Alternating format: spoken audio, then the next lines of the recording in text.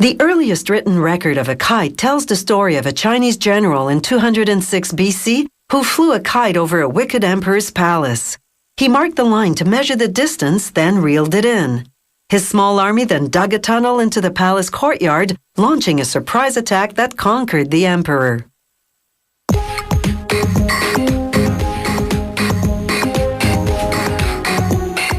Today's two-line kite, as the name implies, has two lines to pilot it. It can fly nearly 40 meters high. This kite is made mainly of a lightweight nylon fabric that is waterproof and fade-resistant. It's less than 1 millimeter thick, so it's reinforced with nylon mesh to reduce ripping. The kite's other components include nylon and elastic cords and straps, fittings made of leather, rubber, aluminum, and plastic, and carbon rods.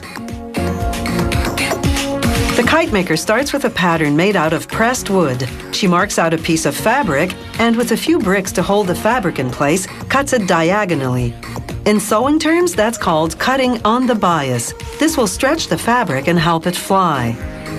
Next, she cuts more pieces of fabric, this time in a different color. This kite has 8 fabric parts that fit together like a puzzle to create a 2.5-meter wingspan. The kite's left and right sides are mirror images, so there are only 4 different shapes to cut. They range in length from 25 centimeters to 1.2 meters. From start to finish, it takes one worker about 2 hours to make this model called the Dragonfly. First, the kite maker sews the longest part, called the belly, to the other parts. She double stitches with heavy-duty nylon thread to help the kite withstand winds of up to 35 kilometers an hour. She makes tiny incisions along the belly's curved edge so she can fold it and sew in what's called tension line. Tension line is a type of nylon cord she'll sew into all the seams of the kite's lower sections. It'll give the kite some structure and help keep it rigid while airborne. The kite maker secures each line with a knot, which can later be loosened or tightened to adjust the kite's overall tension. The kite maker uses straps made of very durable yet flexible plastic to line the middle and the edges of the wings. The straps strengthen the kite, enabling it to survive crashes into trees and rocks. After all, what goes up must come down. Next, the kite maker sews a piece of leather called a fitting onto the plastic strap. It's made of leather to protect the kite's structural joints, such as the nose of the kite. It gets a leather patch as well. The kite maker uses a serrated saw to cut the 10 carbon rods to size. They're 6 millimeters in diameter and range in length from 18 to 81.5 centimeters. They form the kite's skeleton, and like bones, they're the most likely part of the kite to break in an accident. But if they do break, it's easy to replace them. A variety of molded plastic, rubber, and aluminum fittings serve a dual purpose. They join the rods together and keep them from falling out of their sleeves.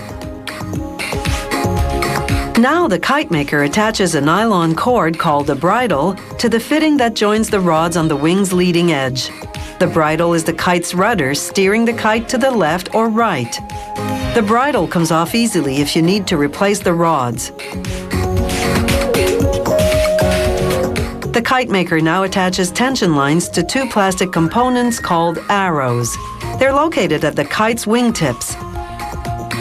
She ties elastic bungee cords through the arrows to hold the tension lines in place. This makes all the fabric parts taut enough to fly. Next, she attaches the bridle to the center rod, the spine of the kite. She inserts the rod into its protective leather pouch at the nose. She inserts other rods into both sides of the wing. These give the wing its curved aerodynamic shape and help the kite stay aloft.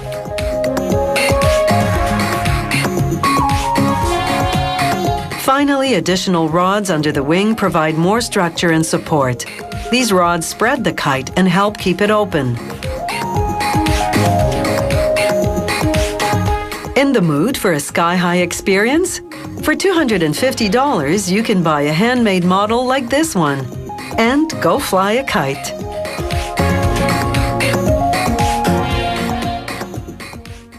The earliest written record of a kite tells the story of a Chinese general in 206 BC who flew a kite over a wicked emperor's palace. He marked the line to measure the distance, then reeled it in. His small army then dug a tunnel into the palace courtyard, launching a surprise attack that conquered the emperor.